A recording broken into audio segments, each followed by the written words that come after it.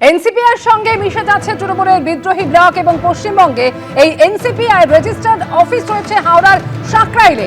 আর সেখান থেকে এই মুহূর্তে আমাদের সঙ্গে প্রতিনিধি সন্দীপ সরকার রয়েছেন। সন্দীপ, এনসিপিআর সঙ্গে তৃণমূলের সাংসদদের বিদ্রোহী ব্লক তারা জুড়ে যাচ্ছেন এবং সেই এনসিপিআর রেজিস্টার্ড অফিসের সামনে থেকে তুমি রয়েছো, কি জানতে পারছো এখনো পর্যন্ত?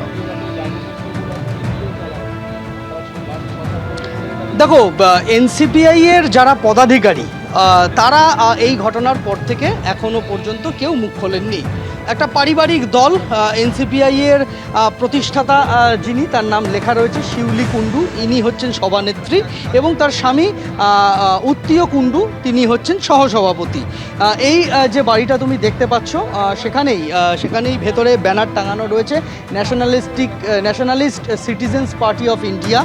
এটা সাকরাইল থানা এলাকার মধ্যে পড়ছে, গ্রামের নাম হাটগাছা। ইতিমধ্যেই এই রাজনৈতিক দল আজকে সোশ্যাল মিডিয়াতে তারা যে পোস্ট করেছেন তাতে তারা নিজেদেরকে এই মুহূর্তে রাজ্যের সাংসদ সংখ্যার নিরিখে রাজ্যের বৃহত্তম রাজনৈতিক দল বলে দাবি করেছেন এবং যে 20 জন তৃণমূল সাংসদ তাদের দলে যোগ দিয়েছেন তাদের প্রত্যেককে সোশ্যাল মিডিয়ায় স্বাগত জানানো হয়েছে তাদের রাজনৈতিক দলের যোগ দেওয়ার জন্য এবং একেবারে গ্রাফিক্স করে তারা সোশ্যাল মিডিয়ায় উল্লেখ করেছেন যে এই মুহূর্তে এনসিপিআই এর রাজ্যে সাংসদ সংখ্যা 20, বিজেপির 12, তৃণমূলের 8, এইভাবে নিজেদেরকে সাংসদ সংখ্যার নিরিখে রাজ্যের বৃহত্তম রাজনৈতিক দল বলে দাবি করেছে এনসিপিআই।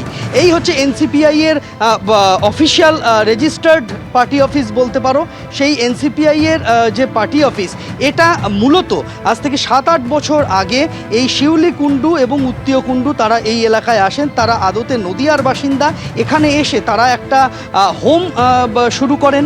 হোমের পাশাপাশি এখানে নানান স্বনির্ভর গোষ্ঠীর প্রশিক্ষণের কাজকর্ম হতো। মেয়েদের, দরিদ্র মেয়েদের, ছেলেদের তাদের প্রশিক্ষণ দেওয়া, সেই সমস্ত কিছু কাজকর্ম হতো এবং সেগুলো এখনও হয়। একটা এনজিও তারা তৈরি করেন, সেই এনজিও এবং অন্যান্য কাজকর্মগুলি একযোগে হতে থাকে এবং এই রাজনৈতিক দলটাও তারা গঠন করেন।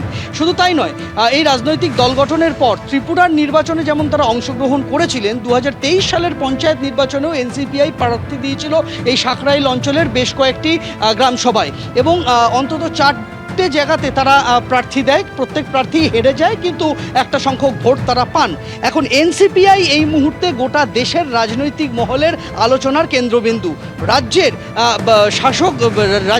সব থেকে বেশি সাংসদ এই মুহূর্তে তাদের ঝুলিতে বলে তারা দাবি করছেন। ফলে এরকম একটা পরিস্থিতিতে স্বাভাবিকভাবেই আমরা দেখতে পাচ্ছি আগ্রহ থাকবে এবং এই মুহূর্তে কেন্দ্রীয় আধাসামরিক বাহিনী, সাকরাইল থানার পুলিশ আজকে সকাল থেকে মোতায়েন করে দেওয়া হয়েছে এনসিপিআই এর যে কার্যালয় রয়েছে সেই কার্যালয়ের চত্বরে, কার্যালয়ের ভেতরে। তবে হ্যাঁ, পদাধিকারীরা যারা ছিলেন, প্রতিষ্ঠাতা পদাধিকারী যারা ছিলেন, তারা কেউই কিন্তু এখনো পর্যন্ত এই যে তৃণমূলের বিদ্রোহী সাংসদরা এনসিপিআই এ যোগ দিল তাদের প্রতিক্রিয়া এখনো পর্যন্ত পাওয়া যায়নি।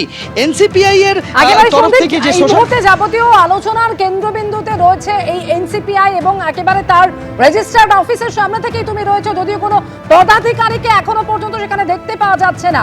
এবিপি আনন্দ এগিয়ে থাকে, এগিয়ে রাখে।